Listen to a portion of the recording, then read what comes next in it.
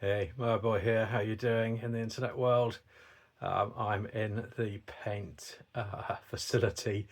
It's now got to so warm now during the day that I cannot paint until probably about 8 o'clock at night because it's just boiling in here. So, but the light is fantastic, so which is why I use it.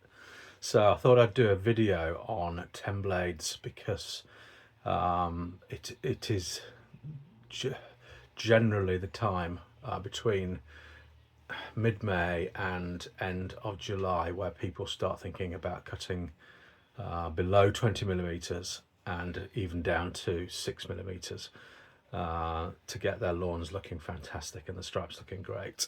And I need to get my 10 blades that I've been buying gradually with that come with mowers and all the other ways I get them.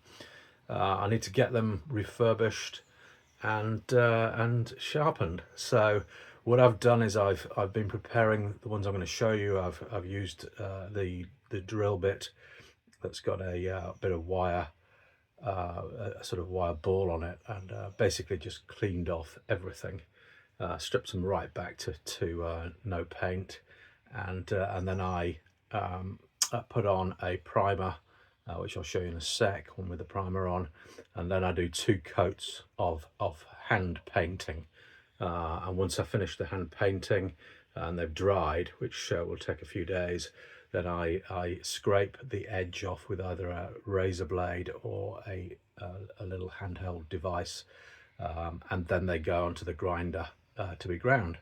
And then obviously the bottom blade gets done and the whole cassette gets put back together. So busy time of year for this sort of stuff, and there's no point having them all ready by the end of October. So I've sent 5 off to Steve T as well. So Steve's over in Great Yarmouth. He's a great bloke. He refurbishes cassettes, and he will sharpen them and return them so they're cutting paper. So I can then just pop them on eBay or Marketplace. So here we go. Let me just show you what I've been doing. So first up, this is a 17-inch 10 blade, and it's had everything stripped off it. In fact, Steve Harris up in Wolverhampton very kindly got it dipped for me because it was so bad. Sent it back down. I've given it another sanding, and then I put primer on. So it's just metal primer, and it gives it a better chance of the all the paint staying on. You're always going to get paint chips coming off the spinning cylinder, but that gives it the best chance. So then we move on to these 3 here. These have just had first coat, so I'm literally just waiting for those now to dry, and then probably tomorrow it will be second coat time. So there you go. There's the pot of paint. I use Hammerite Garage Door Red, which I find gives a fantastic finish. And then this one here has had both coats, and that's all ready now to take into the workshop and to be scraped, as it were, and sharpened. So I'll just take you into the workshop now just to show you what they're like. Okay, so into the workshop, and here we go. We've got a 20-inch here, an absolute beautiful one that I've sharpened on the pilot, and then another 14 there, all ready to go and get into the cassette build. So there you go, and I'll show you what the tool I use actually. Just give me a second.